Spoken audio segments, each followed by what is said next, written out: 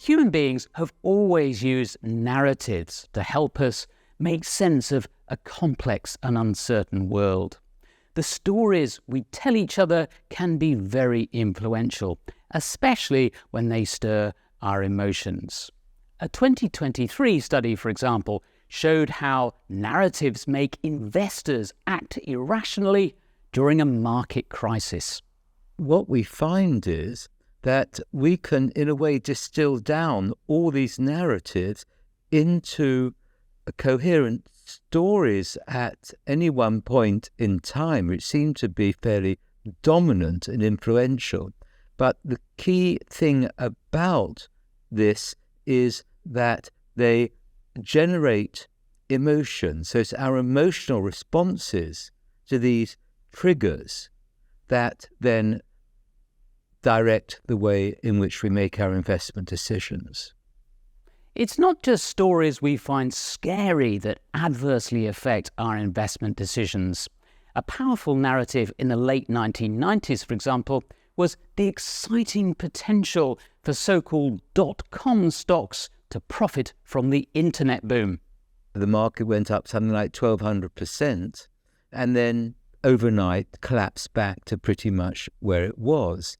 So that's an example of where these stories, which generated enormous emotions of excitement, mania, led to this dramatic market bubble. And then, of course, when ultimately the reality imploded, the bubble just collapsed. And now the narratives all generated panic, revulsion, blame and guilt for getting involved in the first place.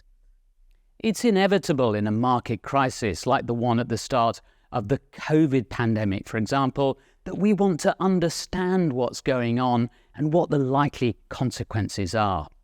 The problem is that the prevailing narratives at times such as these are often based on little more than speculation.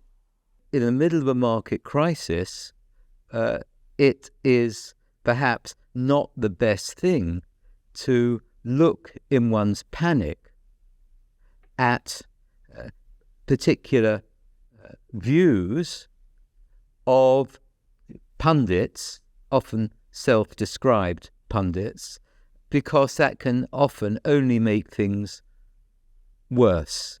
And coming back to the market collapse in the first 2 months of COVID pandemic, and then its immediate recovery, if one had panicked and sold, then one ultimately would have lost 30%. If one had stayed in the market, then one would have made probably between 50 and 100% from the point of time when COVID was first recognized. The best course of action in a crash or correction is almost always inaction. But it can be very hard to sit on your hands when prices fall, even for a behavioral scientist. Like all my other colleagues in finance, we are only human and prey to all the same fallibilities when it comes to investing. I think what behavioral finance teaches you is that you're not going to be able to do any better than anyone else. And it's best just to invest and forget. Remember, acting in haste in volatile markets is a very bad idea. If you're in any doubt, you should always seek the advice of a financial advisor.